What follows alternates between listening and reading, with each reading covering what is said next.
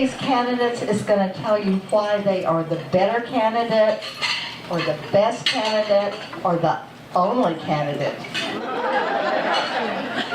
Okay, we're going to start off with Hillary Hodge.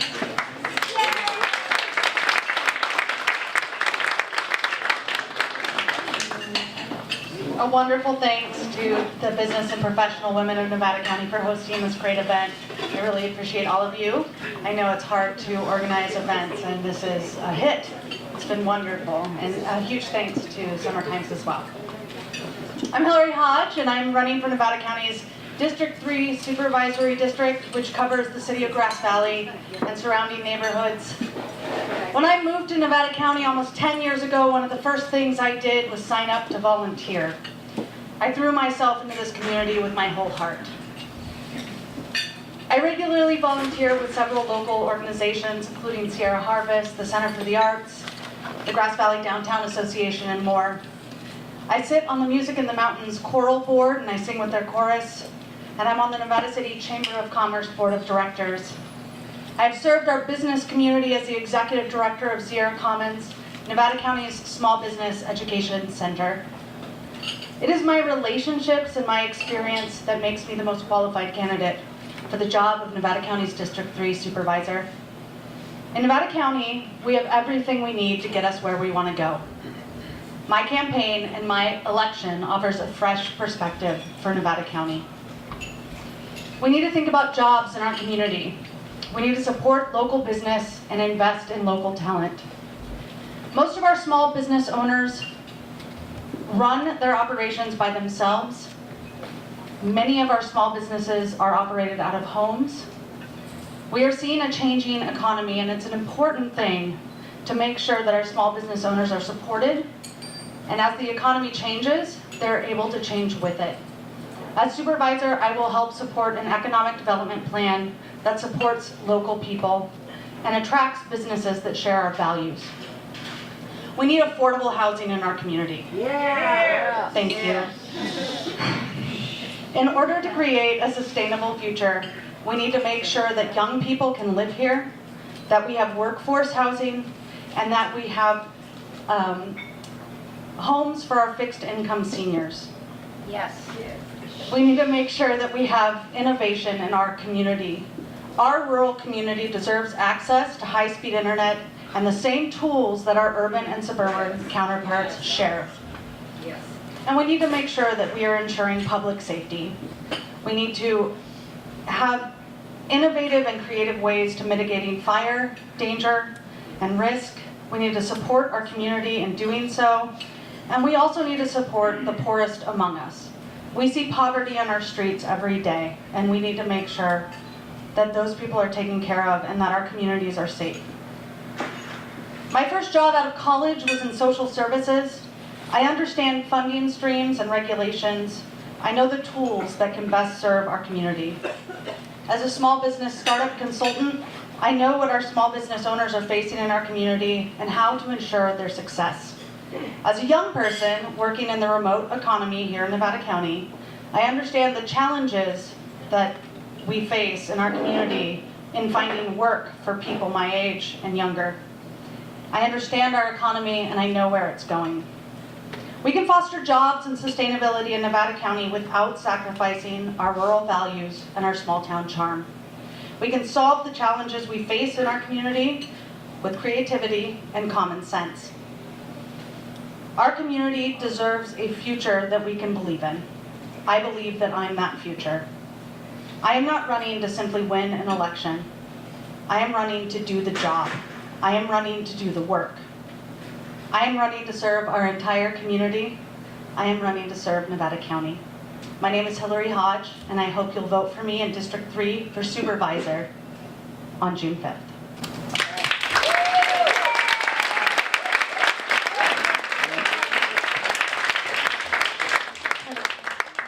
What a rowdy group of people. Try to hold your applause to the very end. We did try. Try harder at time. We didn't clap, we yelled. I know. Thanks. After the panel has finished speaking, there will be a Q&A. So You will have time to ask your questions. Next is Dan Miller. Other candidate, District 3.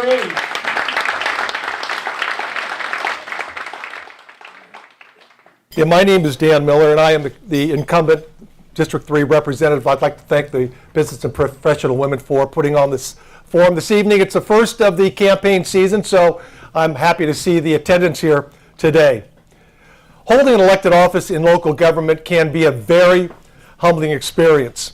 You live in a fishbowl, and your harshest critic could be your next door neighbor. And I have been humbled over the years.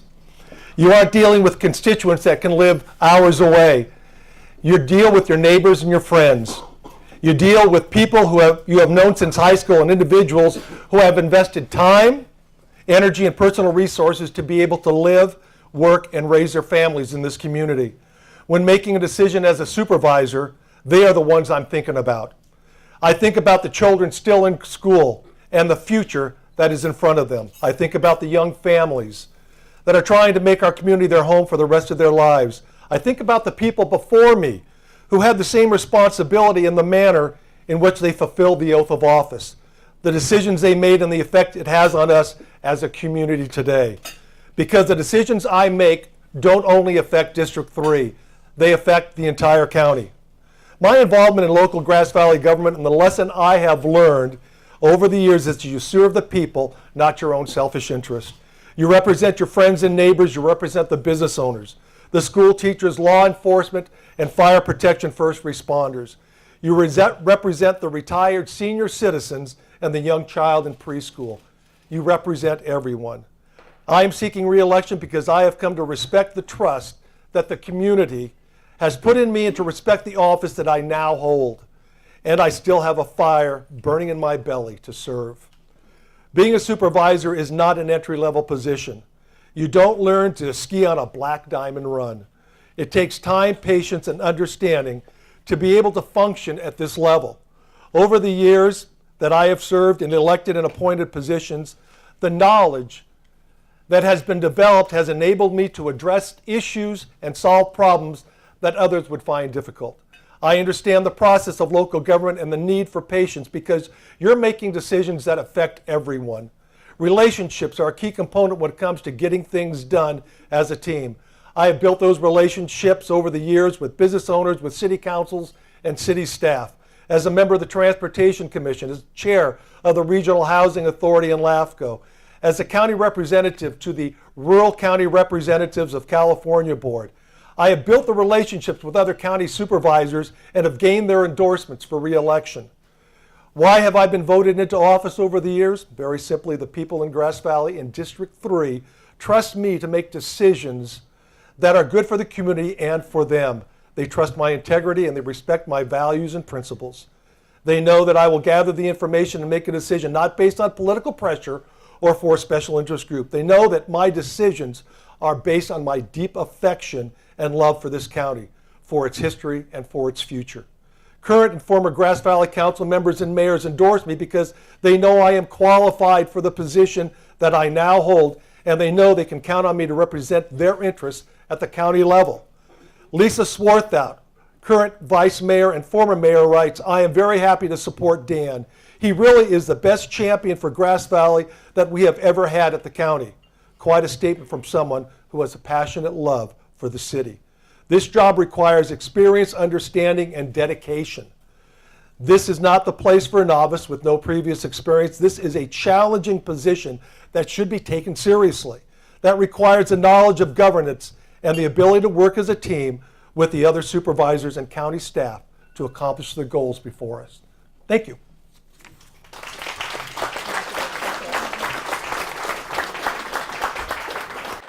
Thank you, Dan. And now for District 4, we have one unopposed candidate. Sue Hood. Thank you all for having me here this evening. I know it's kind of interesting. I look out across here, I see friendly faces that I've known forever. I mean, everyone running I think I grew up with, so that's kind of interesting. They're part of family. So, and then you see another group that is all new and has a passion for this community just like I do. So why did I run for this? I'm not sure. Sometimes I think this might have been the craziest thing I did. I'm a ranch girl. I'm a 5th generation Nevada County girl. I grew up here, I went to school here, I've had my children here, my grandchildren are 7th generation. I live on the ranch at my family. They bought it in 1874. And so I'd say we've been fairly sustainable because it's still in business. And it's been my real passion. So in the county, I've worked through the Ag Commission, and that's just been a very rewarding experience, helping work on the ordinances and how are we going to keep people in agriculture in Nevada County. I'm on the Resource Conservation District Board. I've been the president there for 2 terms. And again, our resources are such a value to where we live. We've been dealing with fires, which is close to everyone's heart. So that's something that we are going to continue to work with, and something as, if I'm elected, we'll stay working on for sure. We have to keep our community's fires safe. I'd like to say that the Farm Bureau was a huge step in my moving forward and becoming active in the community, just because of agriculture. I mean, you met a little cowgirl here, but agriculture is what this community was built on, not just mining at one time. Who fed the miners? It was the ranchers. And we had to learn to be sustainable, and that's what our county has to continue to be, is sustainable. Economically, but also we want to keep that rural lust of the county. We live in such a beautiful, amazing place, don't we? So that was one of the reasons when somebody came to me and said, Susan, this is your time. You should do this. You have a love for this community. Your roots are about as deep as they get, and I can tell you the roots are deep, and I plan on dying here. So they don't get much deeper. But so to me, that's what's so important about how do we keep things developing and moving forward. And I say one thing about our community that I see is sometimes we get really divided over issues. And so I think one of my strengths is going to be bringing those groups together to each side. We need to come together. Like I say, blue and purple, yellow, or blue, red. Let's be purple. Somehow we need to be purple. If we're going to accomplish anything, we need to be purple. I listen to all the complaining and arguing. Let's go right to homelessness. Okay, that's a huge issue here. And boy, do I have the compassion for that, especially these cold nights that we're having. But you know what? When you move forward, we have to stop being, well, not in my neighborhood. You know, we hear that a lot. We make some distinctions of how we can fix this, and then we get stopped on this end because, no, not in my neighborhood. So those are the kind of things. We talk about broadband. Well, not in my neighborhood. So those are some of the things that I'd like to see we work forward to and make it special in this county, because if we're going to have growth, we need broadband. That's huge. Yes. We do need housing. That's huge. So, but in the same token, we need that housing where there is places for people to have services. But of course, my district is going to go all the way to North San Juan. So, what transportation is going to be a huge issue in North San Juan, as well as water. So, I think I will be a good supervisor because my heart's here. My heart's here how this place has grown and become all these years, and I want to follow my grandparents' footsteps and do what's right for this community, for all the community. So thank you so much for having me here tonight. And as we ask questions, if there's not enough time, please email me, call me, tell me what's on your mind so that I know what I need to work on to help you folks all at the same time. So I appreciate that. Thank you so much.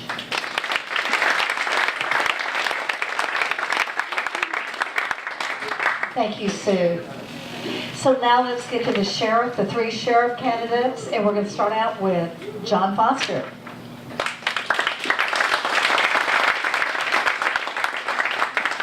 So this is an amazing turnout. I don't know if you know, but many people were turned away tonight that wanted to come. So this just shows you how much people care about our community and getting to know our candidates. Now, the good news for you, the challenge for us sheriff candidates, we have 6 more candidate forms coming up. So, and they'll be posted on our web pages, I'm sure, and our Facebook. So there's plenty of opportunity for others that may have missed out tonight. But thank you for coming. I really appreciate you folks putting this on, and the other folks who have come here to listen to the candidates speak tonight. So many in this room I know. For those that don't know me, my name's John Foster, and I want to be your sheriff. I have over 3.5 decades of law enforcement experience. 27 of those years were in leadership experience, and there's a big difference between management and leadership. I was very fortunate to be the Grass Valley Police Chief for almost 18 years. And during that time, I was proud of the culture change that transpired during my leadership.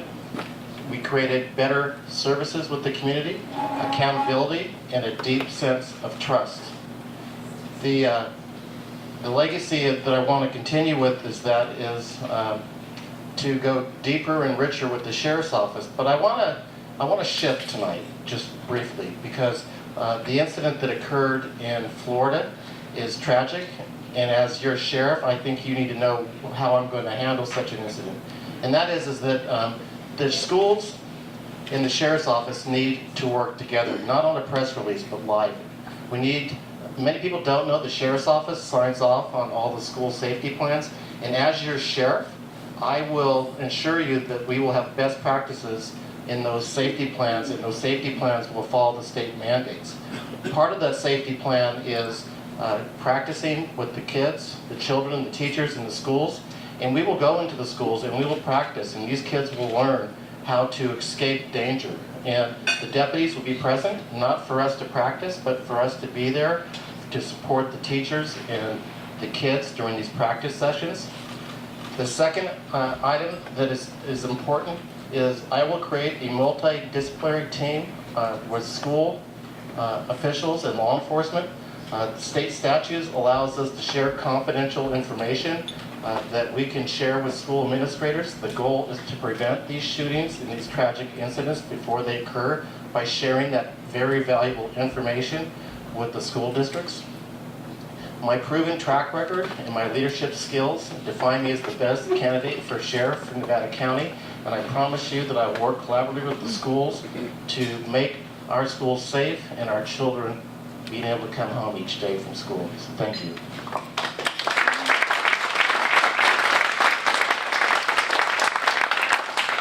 Thank you, John. So our next sheriff's candidate is Shannon Moon.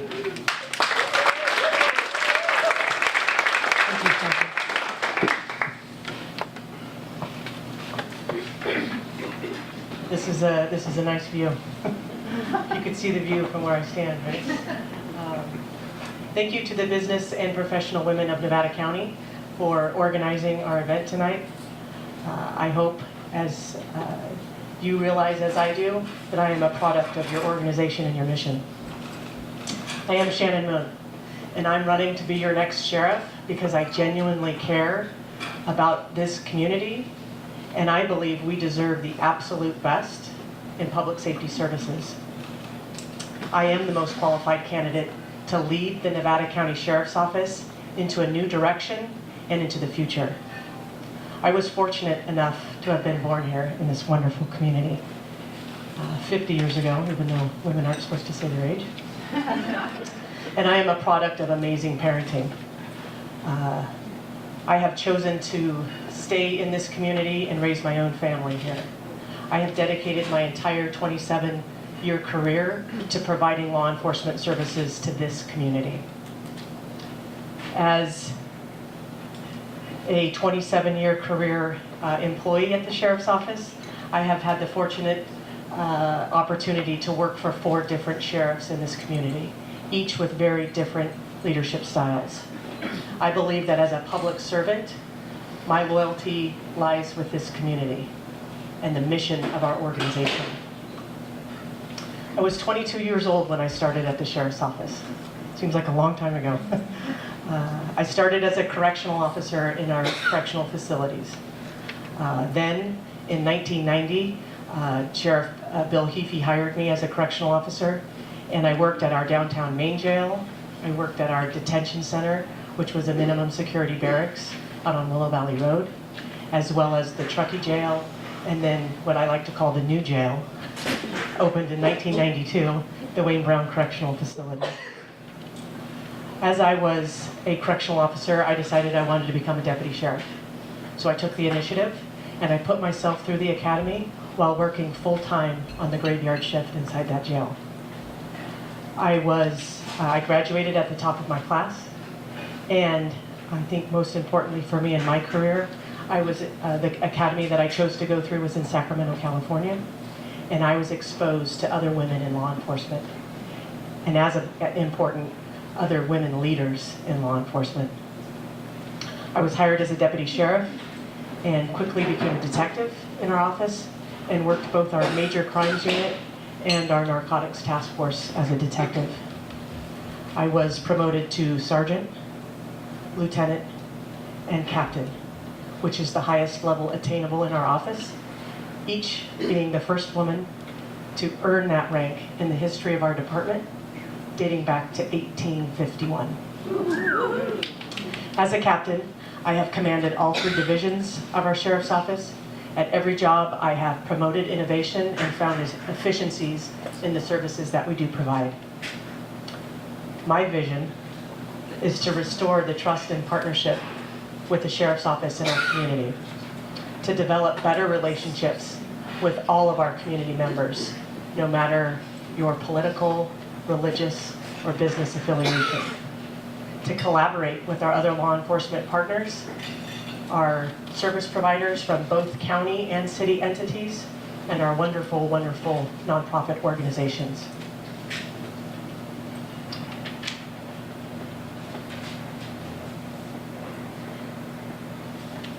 When I talk about the exposure I had to women in law enforcement, I think the most important thing to recognize is that to see firsthand what is possible, and if you can't envision yourself in these roles, they're not attainable. So my name is Shannon Moon. I hope you vote for me for sheriff in June of 2018. Thank you so much.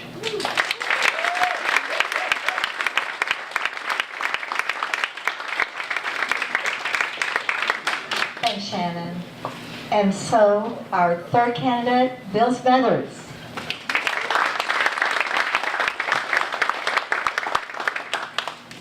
Good evening. I'd also like to thank the Business and Professional Women of Nevada County for hosting this fun event tonight, and it's great to see a wonderful turnout from the community.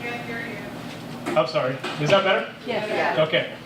So Nevada County continues to be a great place to live and raise a family.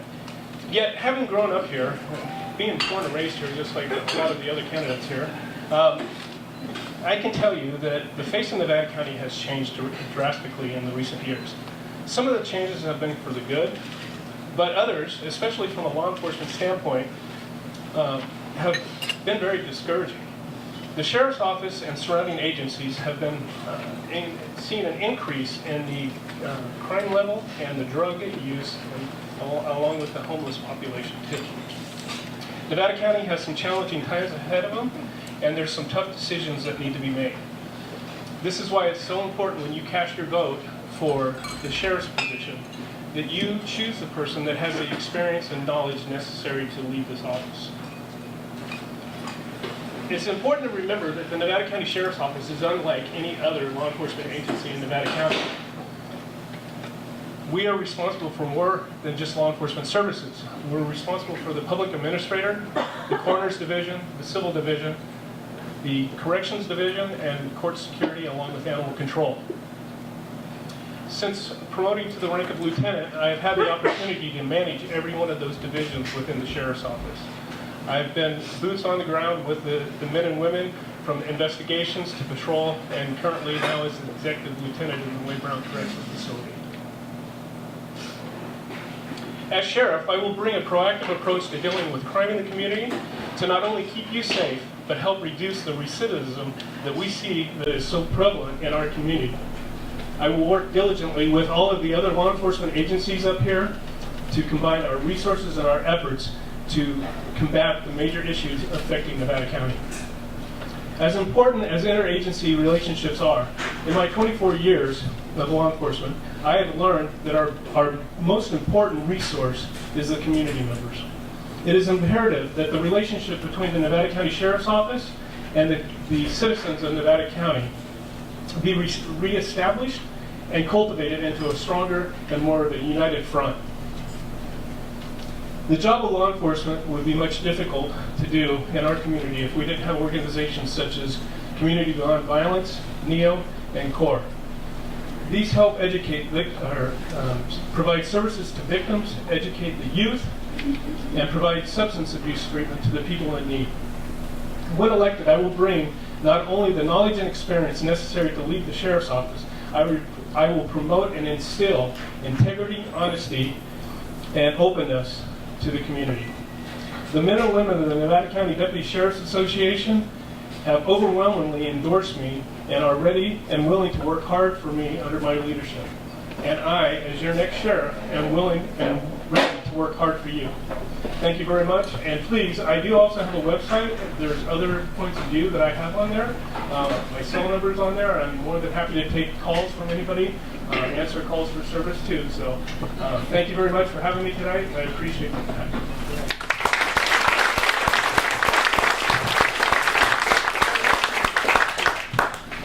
So, let's give a big round of applause for our panel.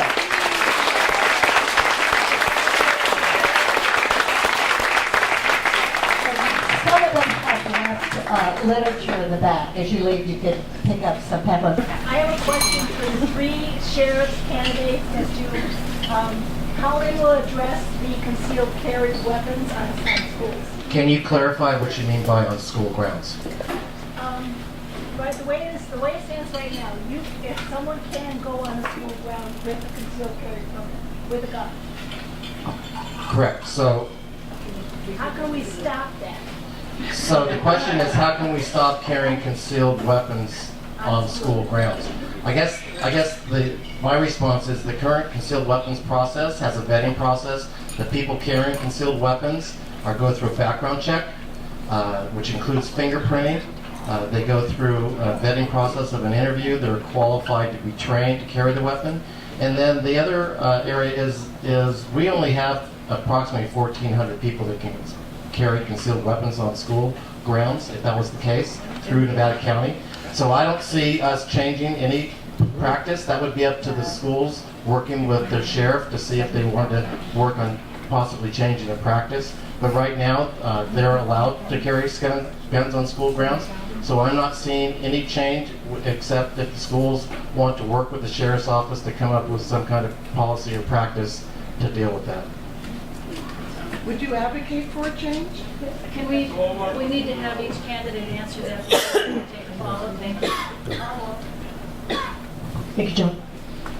So it's my belief that school grounds, school private property can control who's carrying any weapon on their personal property, because that is the school's property. The CCW permit, the concealed carry permit that the sheriff's office provides is the privilege to carry concealed. It's up to the private business whether or not they're going to restrict that possession on their property. So the question in and of itself, most of the schools in Nevada County do not allow possession of any weapons on the school grounds. Therefore, the CCW doesn't give you any extra permission. All the CCW does is allow you to carry concealed in public. Part of carry concealed for the sheriff's office is vetted by the captain of operations, which is what I've been doing for the last 7 months. So I've been doing the permitting process to assure that the backgrounds are clear, the training certificates have been provided. Thank you.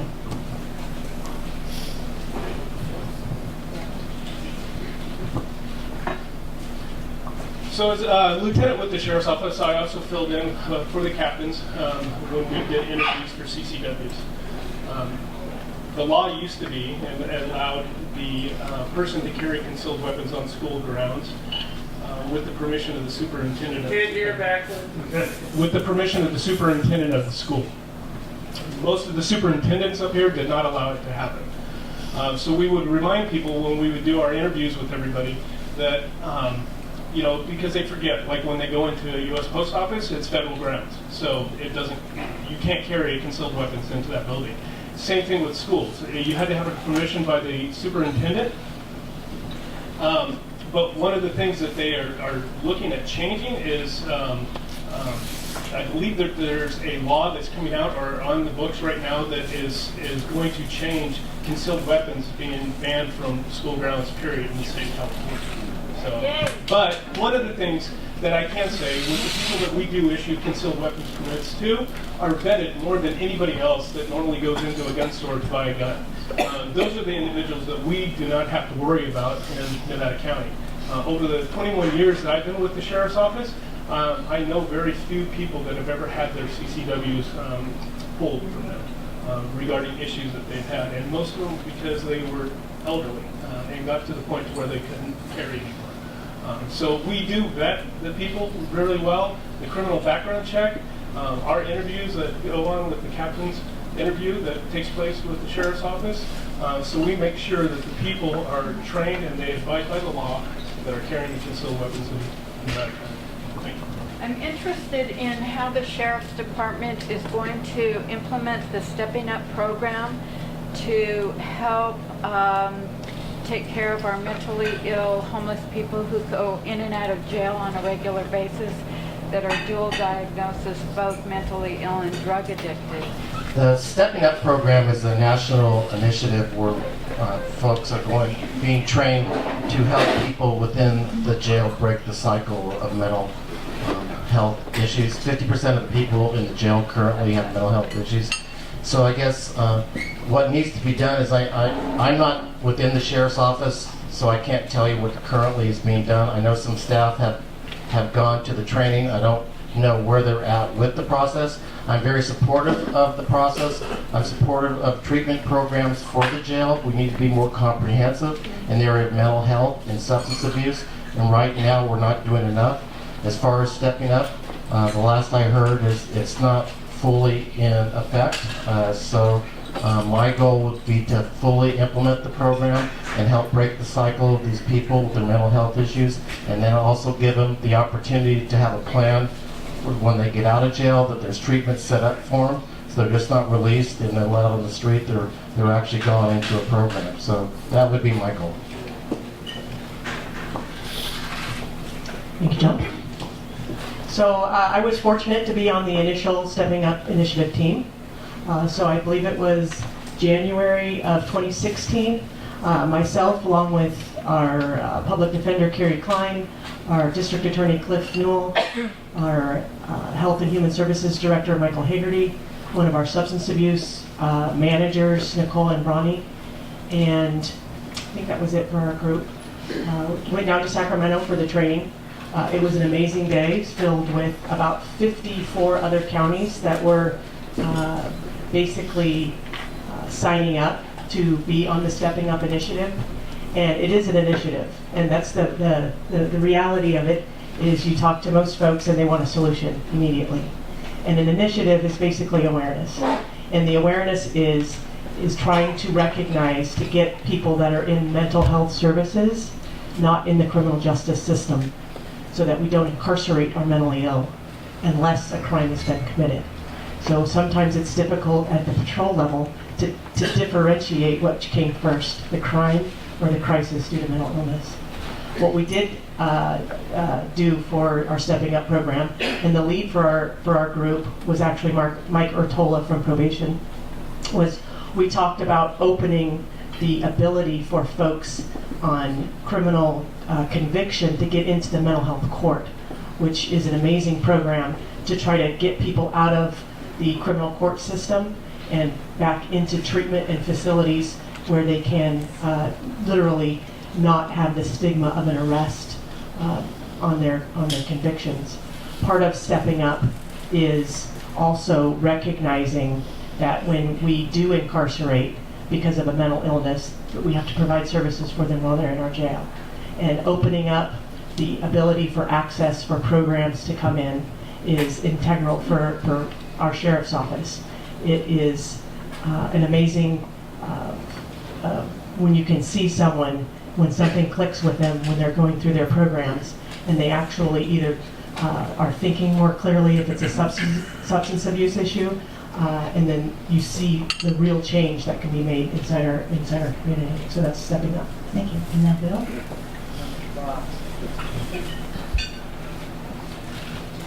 So as the executive lieutenant at the Wade Run Correctional Facility, that is one of my duties. I work on the contracts, and I also do the programs within inside the facility.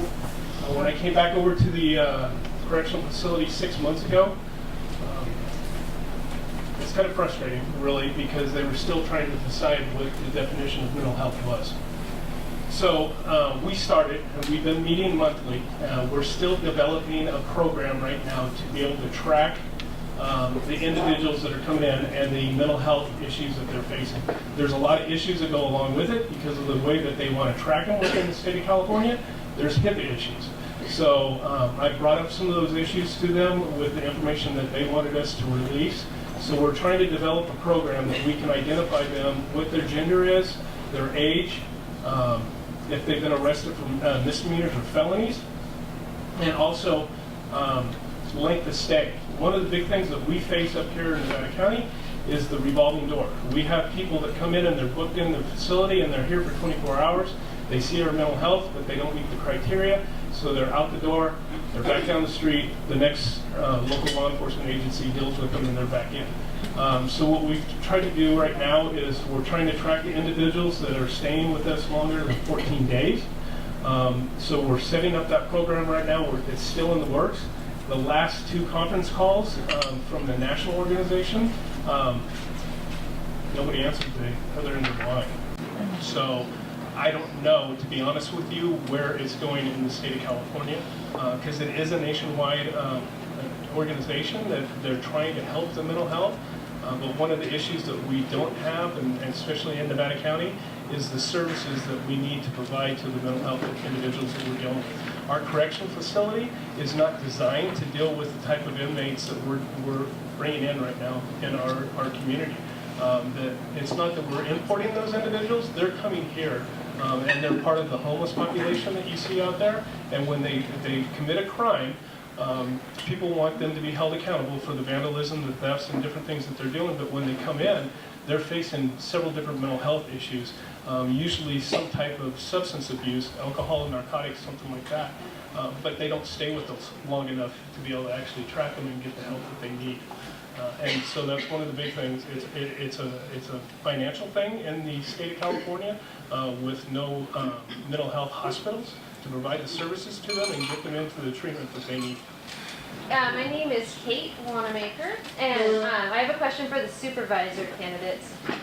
We are seeing a lot of people, especially young people, either moving away or not coming back to the community. I know for me, I had to fight when I first moved here to make it work.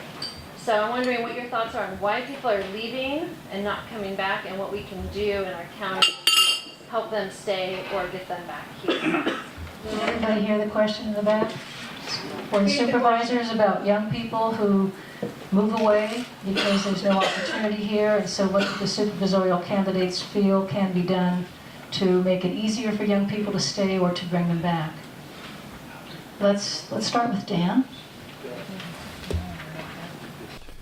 You know, and the problem's been a historic problem. Okay, I'll tell you, when I graduated from high school in 1965 at Nevada Union, the first thing we all thought about was getting away. Thanks, Jim. And finding a way to be successful in life.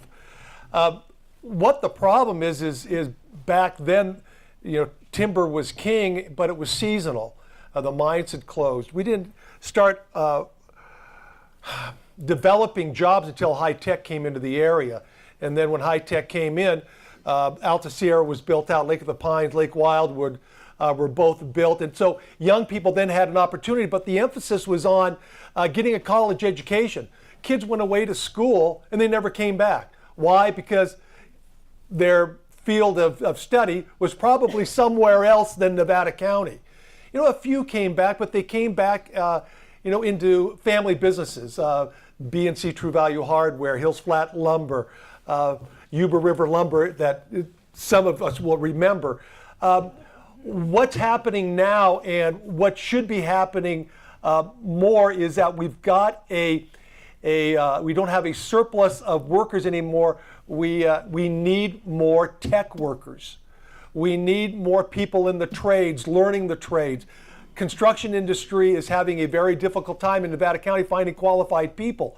You look at what's going on down at Sierra College in the Rockland campus, and it's remarkable what they're offering as far as the Haas Industrial Learning Center, what they're teaching young people to do that will train them for and make them available for the trades. the trades are, when the trades work, our economy's good. Our trades aren't working up here. Cabinet makers can't find people to hire to build cabinets, to train to build cabinets. Contractors Association complaining because there's no plumbers, there's no electricians, there's no one that wants to do that type of work, and there's too much emphasis on, I believe, getting a 4-year degree, and a lot of kids don't need 4-year degrees. They can go get trained in some industrial technology and make as much, if not more, than someone coming out of college with a 4-year degree. So I believe that more emphasis really needs to be spent on teaching kids and getting back to the industrial arts. Then I think we might see more kids staying here, developing a qualified workforce, basically. But they're still going to move away. Fortunately, I've been seeing kids come back into the area that had moved away, realize that, you know, the pot of gold isn't at the end of the rainbow. You know, it's where you were raised, and they've been coming back, and they've been developing their own businesses. So that's about the history lesson on that. Thank you. Hillary? Thank you for asking that question. This is something that I'm very passionate about. I met Andrew and his wife Maya when I first moved here, and we were immediate friends. He grew up here. They met in college. She moved here with him. They planned to raise their kids here. And we had a great time singing in Music in the Mountains chorus together. They, you know, with all their hearts, wanted to stay here. Well, Andrew's a software engineer, and he was working for a local company, and he had offered to stay, and they didn't take him up on it. He now lives in the Bay Area, and he is one of Nevada County's unfortunate exports. We hope that we will have the resources to attract our young people back to the community that they love so much here in Nevada County. Part of what we can do is to create a job infrastructure that attracts young people, that we have affordable housing to house young people, so that people who want to live here have the resources to do so. One of my favorite current projects in our community is being brought forth by Bitney College Prep. Some of you may have the opportunity to work with their internship program. Their students on Wednesdays, their entire student body goes to a community or community member organization, business, and they work with those businesses to learn skills, to have workforce training, so that when they graduate, they have a skill, they have something that's available to them to do. And that may be something that they can do here, it may be something that they take with them to college, but hopefully it's something that they're able to bring back. So I think if we provide an infrastructure for jobs, if we provide an infrastructure for affordable housing, we will see more young people being able to stay. I also think we need to take advantage of the remote economy and the gig economy. This is something that is working really well for young people. This is something that people can do from their homes, from a co-working space like Sierra Commons, where I work, where people with a skill can work within our community, can work with companies who are not here doing a service for them, and making sure that they have access to create a job with a livable wage and to have a sustainable future here in our community.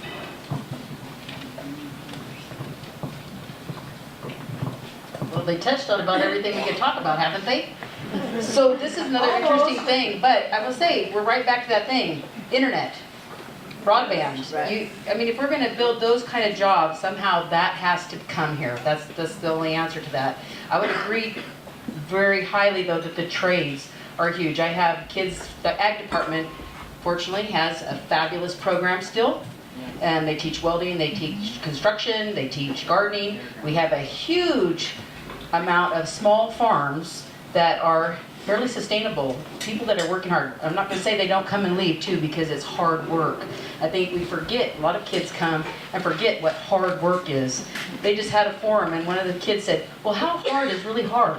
That was an actual real question, and they really want to know, how hard is it to work and be a farmer?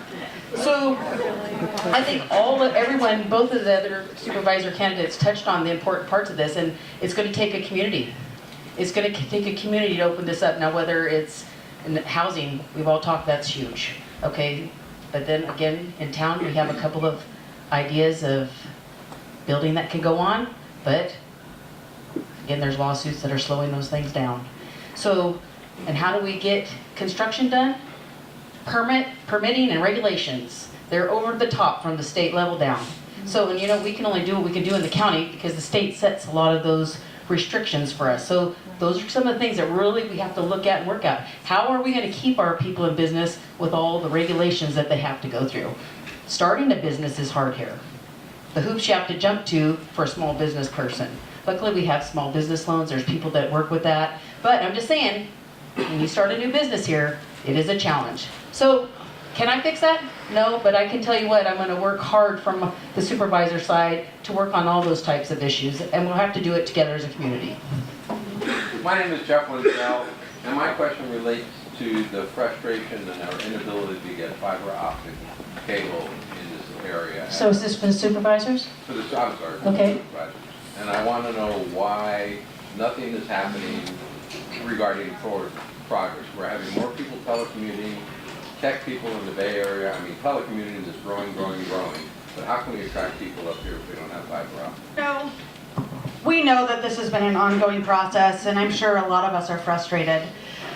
Part of it is political will. We do have a congressman who voted against the rural broadband bill. I'm not sure why. I think that his constituents would probably benefit highly from having rural broadband. We do have a couple of things coming down the pipeline that are going to help us. There are a couple of fire bills that are currently in the legislature of California that are going to help in-ground some of our utilities. If we're going to open it up, we're going to put it in the ground. Let's add fiber. Let's do that. Interestingly enough, Truckee actually sits on dark fiber. They put fiber in a while ago, but they don't have an ISP to run it. We are lucky that we have Spiral, and we do have an ISP who can run it. So as soon as it's in the ground, we will light it up, we will have access to high-speed internet, we will be able to have broadband here, we will be able to tell businesses that the broadband is working, and we will be competitive. And it's going to change this community, and I can't wait. When I'm supervisor, it's going to be one of my first priorities.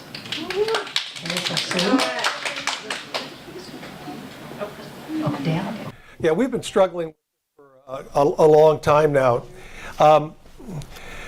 Cap and trade money, which most people don't understand what cap and trade money's for.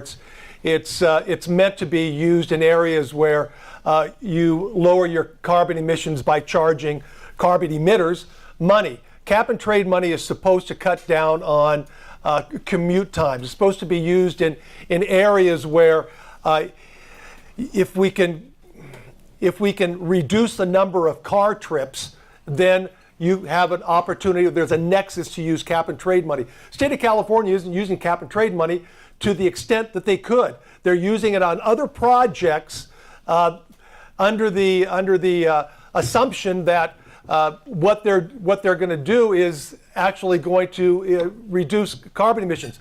We need to use cap and trade money for fiber optic. We are an underserved area. We talk to our assemblymen, we talk to our state senators, we talk to our congressmen and say, we are underserved. This is a rural area, but all the political will lies in the urban areas. All the votes lie in the urban areas, and we have to fight for everything we get. Fiber optics is a huge advantage. Sure, spiral internet, looking at a 16 million PUC grant. Problem is, we've got to find matching funds in order to use that PUC money. The fiber optics is intended to go out Highway 174 and give service to that underserved population. So we hope that using cap and trade money is going to provide some financial means for us to put fiber optic in the ground. Third is not easy because they already talk about everything you want to talk about. So one thing I will tell you though we should be thankful for, at least we still have landlines. So that's been,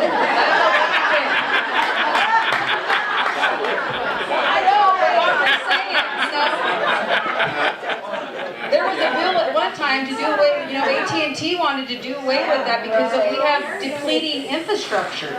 So I'm just gonna say, so there's one thing, let's be thankful for we do still have landlines. But I know Sierra Business Council as well, and we went to a workshop, the Board of Supervisors had a workshop, and I can tell you this is upfront and personal to them as they speak. And I'm not a supervisor yet, so, but when I am, I'm gonna tell you this is an important, because I can tell you, I live in Penn Valley, it's rural, and thank God I don't have dial-up, but I am at the end of the DSL line, and it's a struggle for folks, because even broadband is tough in some places, especially if you're in a hole. So we do know how important it is, and it will be something that everyone in the supervisorial positions are gonna keep working at for sure. We have time for 2 more questions. Way in the back there. The sheriff's candidates were addressing problems like homelessness and allusion to mass shootings in schools and things. But this is going to be directed, I think, to the supervisors. Chronic homelessness, mental health are problems that go far beyond our county borders. And I would like to hear about what you as supervisors would do to advocate for solutions that really require a more consensual state or federal problem-solving approach. That's a big one. We'll start with Sue. So I'm just gonna say, I think that's the hardest part, because at the federal level, of course, and we have no control there particularly. We have, our state hospitals are gone. And so what we've talked about specifically is these revolving door situations. We spend a lot of money, the county spends a lot of money in mental health. And it is stuff that, we talked about people in jail. You know, unfortunately, if you go to jail for about 15 or 20 days, you're on the verge of making a little bit of a breakthrough.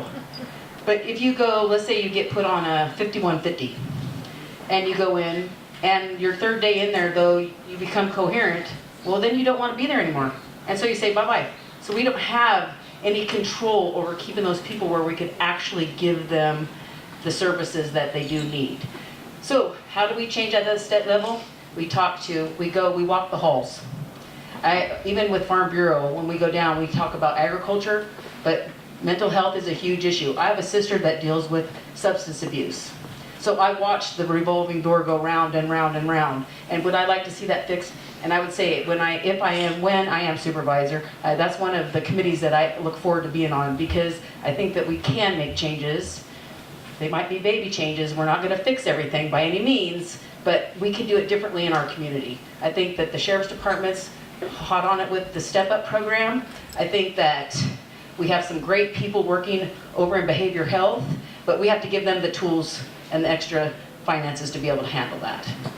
Actually, if there's a 5150 and police are involved and there has to be a hospital stay, the county and the Mental Health Services Act funded the crisis stabilization unit up at the hospital, and so someone who's in crisis, instead of being treated in the emergency room, they're treated in the crisis stabilization unit, where there's a psychiatrist and a nurse on staff the entire time. The problem with homelessness, and Polly can tell me that about 75-80% of those people that are homeless have a mental illness.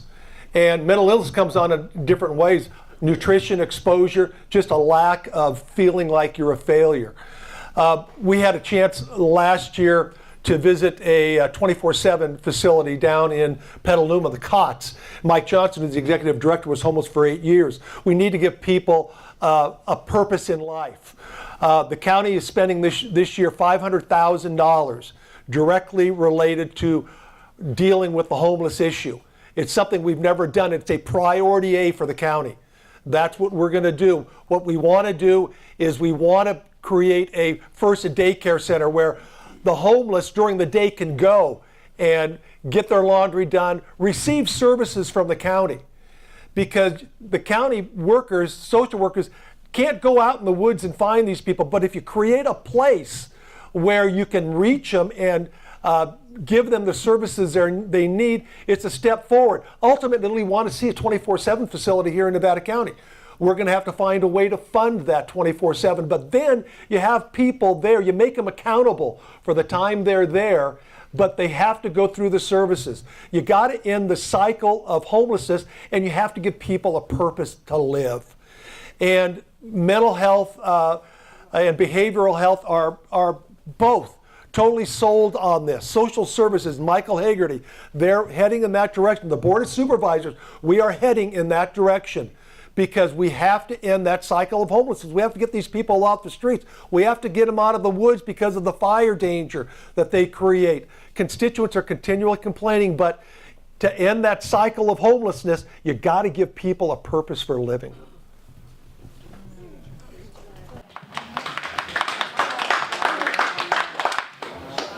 Homelessness is a concept that sort of points to its own answer.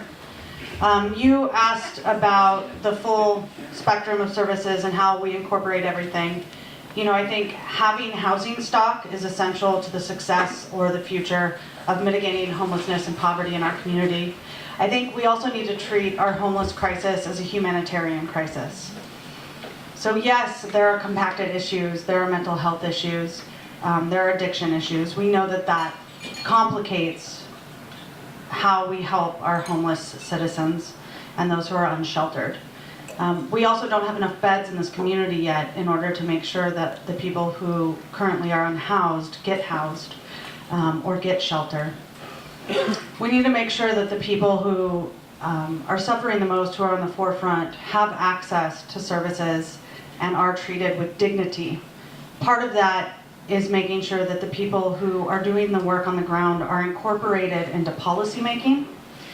We have a number of incredible nonprofit organizations in our community who are on the front lines, who understand our homeless population in our community and what they need. And so I think listening to the whole system and understanding everybody involved is really, really important. Nevada County is currently in the process of implementing the Housing First policy that's national policy. So that means that we get people housed and then we help them with any other issues that may also arise, whether that's mental health or addiction or other issues. If there's job training that is needed, that's also really important. So approaching our homeless population with humanity and approaching our homeless population with the entire skill set of our community will help to solve the issue. Thank you. No, I just have a question for the supervisors. I was surprised to hear that I talked to many young people who are interested in the cannabis cottage industry here in our community. I know it's controversial, but it seems to be something that the young people are interested in doing cannabis farming and wondering how you feel about that as a, quote, job opportunity or a way to serve, to have employment and also support the community with their tax dollars. What we're trying to do at the county right now is craft a reasonable ordinance, and we're going to deal with cultivation first. Where people can grow cannabis, for me, we're going to take it out of the neighborhoods. It's not a good thing for neighborhoods to have to suffer. We'll move it out into the ag areas. Where yeah, I was looking at that's Susan. Where it belongs. The thing that the state has, they have 17 license types. We are not going to be able to deal with all license types right now. We're going to have to take it a step at a time. We're going to get the cultivation ordinance in place, and then we will deal with testing, manufacturing, the cottage industry, where it can be located, how many plants, or what's the square acre size. We've handed it to county staff.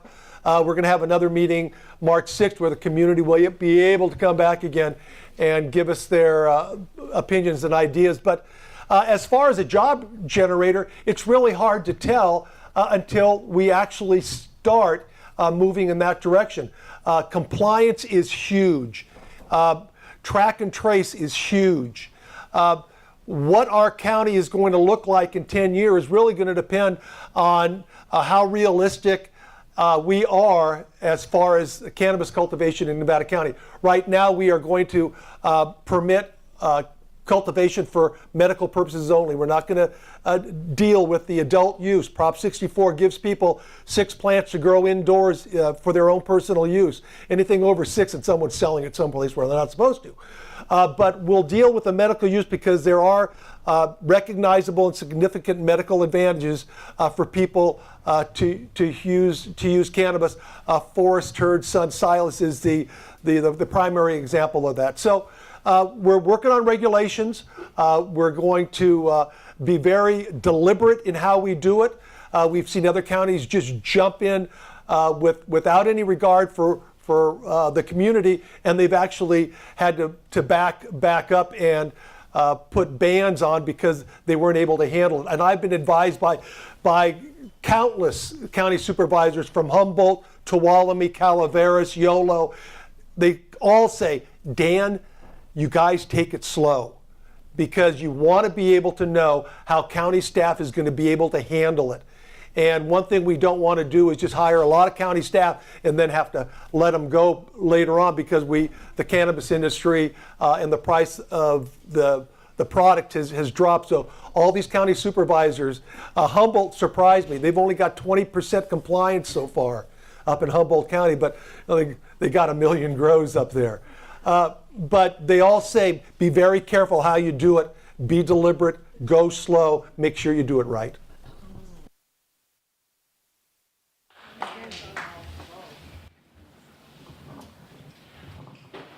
So I think the question was, do we think there's room for economic development and jobs?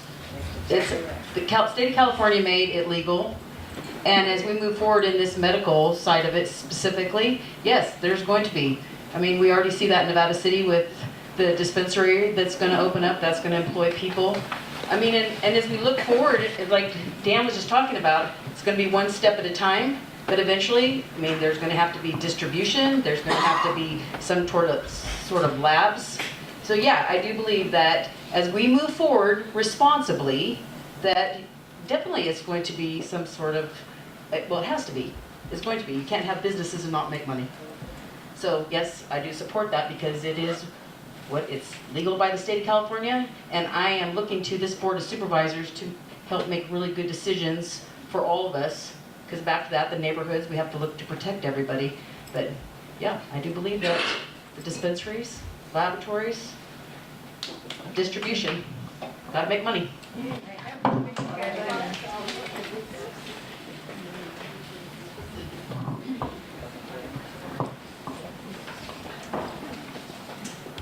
The cannabis industry is not an emerging industry in this community.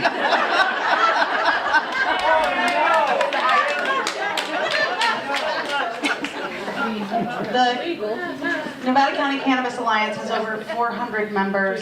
It's a community advocacy group.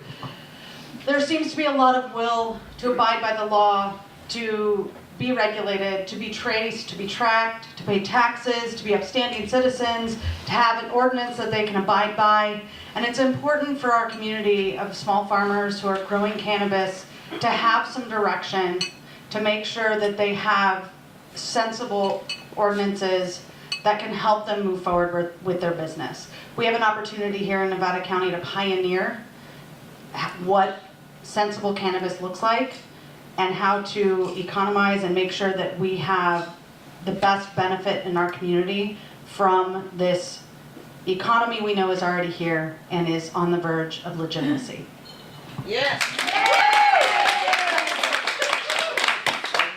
Does anybody have a question for the sheriff's candidates? Over there then. Okay, this will be our last question.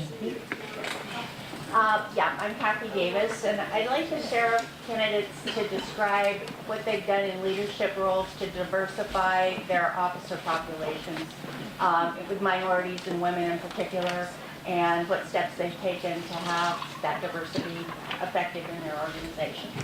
Great. What have the sheriff's candidates done within their organizations to help promote diversity of the types of people who are in the jobs? So let's start at this end with Bill, and then we'll come in this direction.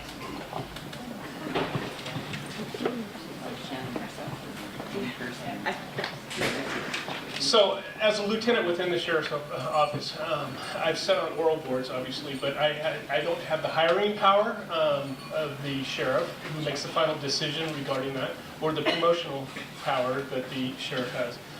One thing, as I was a narcotics supervisor for 4.5 years, and during that period of time, there was a detective that worked for me in there who I pushed to put in for the sergeant's position. We tested, she obtained the sergeant's position, she promoted to lieutenant. She's now one of our female captains in the department too. One of the big things working in the jail, we currently have three out of the 5 sergeants are females. We also have a training officer that's a female. It's very important to have the diversity of male and female both in law enforcement, but just like anything else, male or female, if they can do the job, that's the most important thing. It doesn't matter. You know, if they can come out there and they can handle the job, because there's men out there that should not be wearing a uniform, just like there's women that should be wearing a uniform, but it's important to have both of them there. And fortunately, the females that I have worked with over the years within the sheriff's office have been very powerful, very strong, and very capable of doing their job. And I support hiring them and promoting them up through the ranks within the sheriff's office. Shannon? Thank you, Bill. So the question is, what have we specifically, That's it. Yeah. what we specifically have done. So I walk in the door as a female. It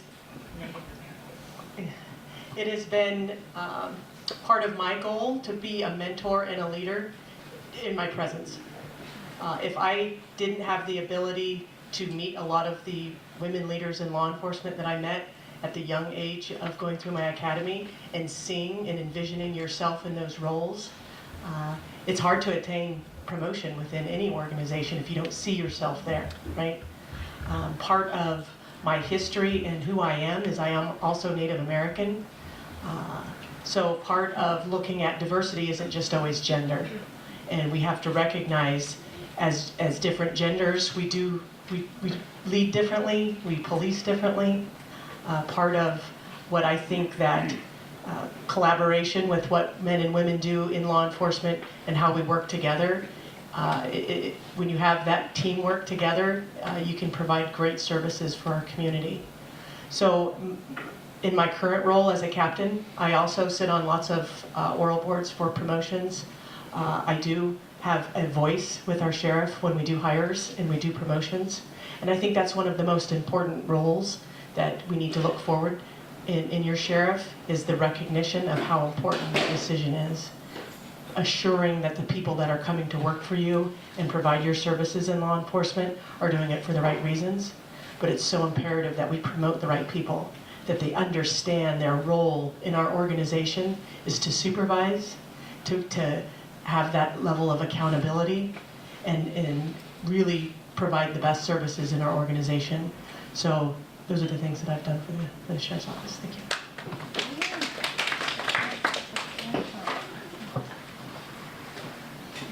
Well, I've been very fortunate. My career started in Palo Alto. In Palo Alto, we were a very progressive city, and we recognized the importance of diversity, gender, people, the underserved minorities in our community. And so we hired people that were reflective of our community. When I came to Grass Valley, the former police chief had a mandate: no female police officers and no male dispatchers. So I changed them. I hired the first female police officer, and many after that, and I hired minorities, and I hired the first male dispatcher. So it's important that you represent the community needs, and your workforce is reflective of your community and what your community values.